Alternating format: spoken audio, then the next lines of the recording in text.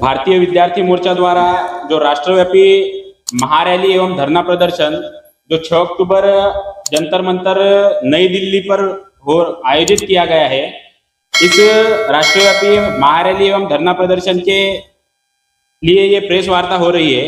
इस प्रेस वार्ता में आए हुए सभी पत्रकार साथियों का मैं यहाँ पे स्वागत करता हूँ। मैं इंजीनियर संदेश कांबळे, राष्ट्रीय महासचिव भारतीय विद्यार्थी मोर्चा नई दिल्ली। यह जो भारतीय विद्यार्थी मोर्चा द्वारा राष्ट्रव्यापी महारैली एवं धरना प्रदर्शन हो रहा है, यह सरकार की जो शिक्षा विरोधी नीति है, बेरोजगारी एवं निजीकरण के विरोध में हो रहा है। अभी जो स्टूडेंट इश्यूज है वो स्टूडेंट इश्यूज नेशनल इश्यूज नहीं बन पा रहे हैं। तो स्टूडेंट इश्यूज जो है वो नेशनल इश्यूज बन पाए और जो स्टूडेंट का एक प्लेटफॉर्म खड़ा हो और स्टूडेंट का राष्ट्रव्यापी संगठन निर्माण हो, जो कि भारतीय विद्यार्थी मोर्चा स्टूडेंटों का राष्ट्रव्यापी संगठन है। अभी फिलहाल भारतीय विद्यार्थी मोर्चा 700 जिलों में काम कर रहा है, 23 राज्यों में काम कर रहा है। यह जो आंदोलन है हमने 3 चरणों में किया है।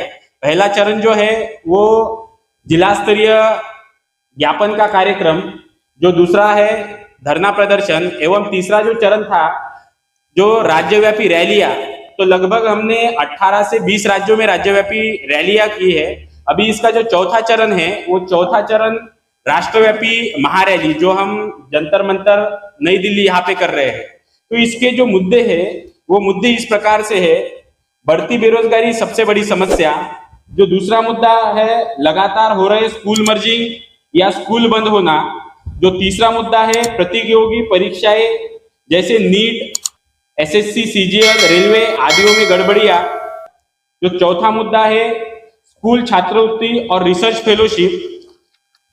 और जो पांचवा मुद्दा है नई शिक्षा नीति 2020 और सामान्य पाठ्यक्रम और इसके परिणाम क्या हो रहे हैं। जो छठा मुद्दा है वो है धार्मिक शिक्षा पर रोक। जो 7वां मुद्दा है निजीकरण और ठेकेदारी का विरोध। जो 8वां मुद्दा है छात्राओं की सुरक्षा। और जो 9वां मुद्दा है SC/ST के बजट से निर्मित छात्रावासों का आवंटन। तो यह तमाम मुद्दे हैं जिनका विरोध करने के लिए यह जो राष्ट्रव्यापी रैली आयोजित की गई है। और इस रैली के माध्यम से राष्ट्रपति महोदय को एक ज्ञापन सौंपा जाएगा जिसमें हमारी कुछ मांगे हैं, वो मांगे हम करेंगे। तो हमारी जो पहली मांग है सभी रिक्त पदों पर त्वरित भर्ती हो, स्थायी रोजगार योजना बने और जब तक रोजगार नहीं मिलता तब तक बेरोजगार युवाओं को न्यूनतम 11,000 प्रति माह बेरोजगारी भत्ता दिया जाए। जो दूसरी मांग है गांवों और कस्बों में प्राथमिक व माध्यमिक विद्यालयों का विलय रोका जाए।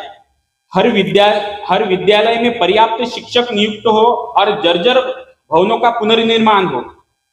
परीक्षाओं में पारदर्शिता जैसे NEET, SSC, railway, UGC NEET आदि परीक्षाओं में धांधली, पेपर लीक और भ्रष्टाचार पर कठोर दंड हो। परीक्षा प्रक्रिया पूरी तरह से तकनीकी सुरक्षा से लैस हो। जो चौथी मांग है निजीकरण पर रोक, शिक्षा, स्वास्थ्य और सार्वजनिक सेवाओं का निजीकरण बंद किया जाए। सभी नागरिकों को समान अवसर और समान सेवाएं मिले। जो 5वीं मांग है समान शिक्षा पाठ्यक्रम, अमीर गरीब, शहर गांव, सरकारी निजी सभी बच्चों के लिए समान और आधुनिक शिक्षा लागू की जाए। जो 6ठी मांग है छात्र विरोधी जो न्यू एजुकेशन पॉलिसी 2020 है समाप्त कर लोकतांत्रिक चर्चा और विशेषज्ञों की राय लेकर नई शिक्षा नीति बनाई जाए। 7वीं मांग है SC/ST, OBC और अल्पसंख्यक समुदाय के छात्रों के लिए अलग अलग हर जिले और विश्वविद्यालय में सुरक्षित, सस्ती एवं आधुनिक हॉस्टल बने। छात्राओं के लिए अलग से सुरक्षा युक्त छात्रावास अनिवार्य हो। 8वीं जो मांग है केंद्र और राज्यों में रिक्त लाखों पदों की भर्ती तुरंत हो। बैकलॉग रिक्तियां प्राथमिकता से भरी जाए और आरक्षण का पालन किया जाए। जो 9वीं मांग है कॉलेज और हॉस्टल में रैगिंग की जो घटनाओं पर सख्त रोक लगे। पीड़ित छात्रों की सुरक्षा व परामर्श की व्यवस्था हो। जो 10वां मुद्दा है छात्रवृत्ति व फेलोशिप बहाल हो, जैसे OBC NF, MA NF और नॉन नेट आदि सभी छात्रवृत्तियां पुनः चालू की जाए। विश्वविद्यालय और कॉलेजों में छात्र संघ चुनाव बहाल किए जाए ताकि छात्र लोकतांत्रिक भागीदारी कर सके। 12वां मुद्दा है धार्मिक शिक्षा समाप्त हो, शिक्षा वैज्ञानिक, तर्कसंगत और संवैधानिक मूल्यों पर आधारित हो। जो 13वां हमारी मांग है ठेका और संविदा भर्ती बंद हो, सभी नियुक्तियां स्थायी आधार पर हो। जो 14वीं मांग है छात्राओं की सुरक्षा, हर संस्थान में सीसीटीवी कैमरे, आंतरिक शिकायत समिति और नारी सुरक्षा केंद्र अनिवार्य हो। जो 15वीं मांग है अनुसूचित जाति, अनुसूचित जनजाति, पिछड़े वर्ग और अल्पसंख्यक छात्रों के लिए स्नातक और शोध स्तर तक उच्च शिक्षा निःशुल्क हो। हर स्कूल और कॉलेजों में कंप्यूटर, इंटरनेट व आधुनिक लैब की अनिवार्य व्यवस्था हो।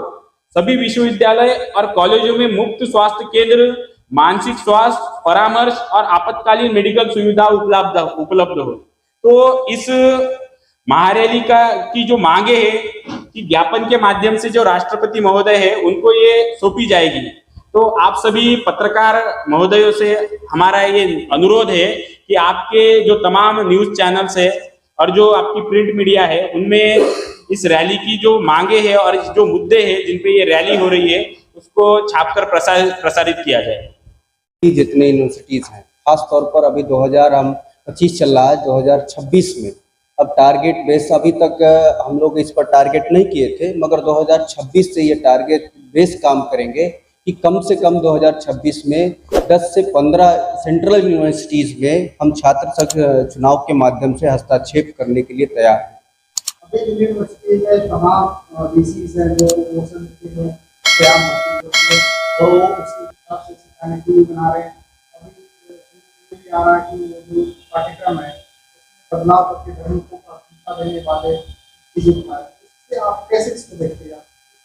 ये देखा जाए तो संविधान विरोधी नीति है और ये संविधान विरोधी नीति होने की वजह से भारत सरकार जो वर्तमान की सरकार है, ये भारत सरकार के तरीके से सरकार नहीं चला रही है, बल्कि भारत सरकार एक विचारधारा से प्रेरित होकर के चला रही है और उसकी वजह से ये शिक्षा नीति पर भी बहुत बड़ा प्रभाव पड़ा और इन्होंने एक अपनी विचारधारा समाज के स्टूडेंट्स के ऊपर थोपने का काम कर रहे हैं। इतना ही नहीं, सिलेबस भी परिवर्तन करने का काम किया जा रहा है।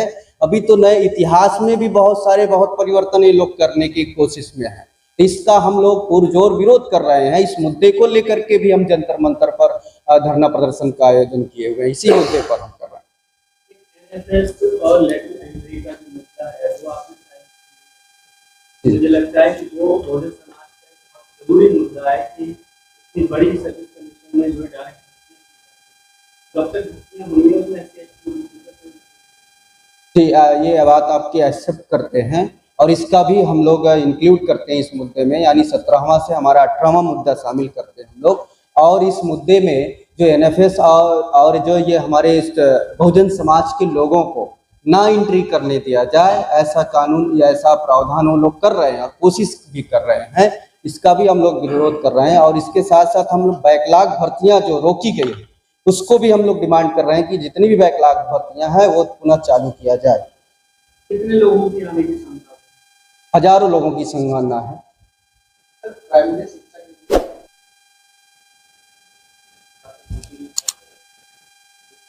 प्राइमरी एजुकेशन जी, प्राइमरी एजुकेशन हमारा दूसरा मुद्दा हमने डाला है, जिसमें स्कूल मर्जिंग और बंद के संदर्भ में है, उसमें प्राइमरी एजुकेशन है मर्जिंग। और इसको आपको बता देना चाहता हूं कि 18 जुलाई 2025 को हम लोगों ने उत्तर प्रदेश में पहला महारैली की थी, जिसमें भारतीय बेरोजगार मोर्चा के बैनर तले वो हमने रैली की थी, जिसमें चौधरी विकास पटेल जी भी थे उपस्थित थे और हम भी उसमें उपस्थित थे। और उसके माध्यम से जो मर्जिंग का सिस्टम उत्तर प्रदेश सरकार ने की, 27,000 स्कूलें प्रभावित हो रही थी उससे, इसका विरोध किया और विरोध बड़े पैमाने पर हुआ।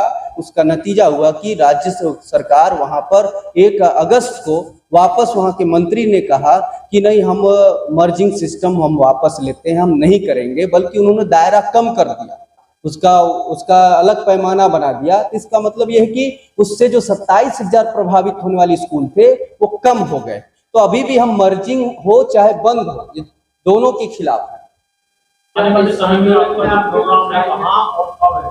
अभी पहले तो हम 6 अक्टूबर को जंतर मंतर का कार्यक्रम करेंगे और 6 अक्टूबर के जंतर मंतर के कार्यक्रम करने के बाद फिर हम लोग अपनी एग्जीक्यूटिव कमेटी के साथ बैठक करने के बाद हमारा ये 6 अक्टूबर के बाद क्या रिजल्ट आता है, उसके बाद फिर हम लोग 2026 से पूरे राज्यों में ये आंदोलन का सुर और तेज करेंगे। समय क्या रहेगा? समय किसका? जंतर मंतर पर। जंतर मंतर पे समय आधिकारिक तौर पर 2 से 5। जो लोग आपको देख रहे हैं उनको क्या मैसेज देना चाहिए? हम देश भर के नौजवान, विद्यार्थी, युवा, बेरोजगारों से यही निवेदन करेंगे, छात्राओं से निवेदन करेंगे खास तौर पर कि अब हम लोगों को आज के समय में जो स्टूडेंट्स के इश्यूज थे वो नेशनलाइज नहीं होते थे, राष्ट्रीय स्तर पर नहीं होते थे। स्टूडेंट्स के इश्यूज उठाए जाते थे मगर यूनिवर्सिटीज में उठाए जाते हैं, कि विभिन्न संगठनों के द्वारा उठाए जाते हैं, मगर आज भारतीय विद्यार्थी मोर्चा जो ये प्लेटफार्म बना है और इस प्लेटफार्म के माध्यम से अभी हमारे साथी ने बताया कि 700 जिले तक हम लोगों का रीच है और इसका मतलब ब्रॉड बेस ऑर्गेनाइजेशन तैयार हो चुका है। तो अभी आपके मुद्दे, स्टूडेंट्स के जितने भी मुद्दे हैं वो सारे मुद्दे हम लोग उठाने के लिए तैयार हैं। आने वाले समय में हर स्टूडेंट्स के हर मुद्दे हम उठाएंगे, इसलिए सभी स्टूडेंट्स से निवेदन है कि आप लोग ज्यादा से ज्यादा संख्या में 6 अक्टूबर को जो जंतर मंतर पर के कार्यक्रम है उस पर पार्टिसिपेट करना चाहिए, सहयोग करना चाहिए। आपके साथ और भी लोग हैं। जंतर मंतर पर आंदोलन हुआ था, तमाम छात्र लोग आए थे, तो पुलिस प्रशासन के द्वारा लाठीचार्ज की गई, सबको मारा गया।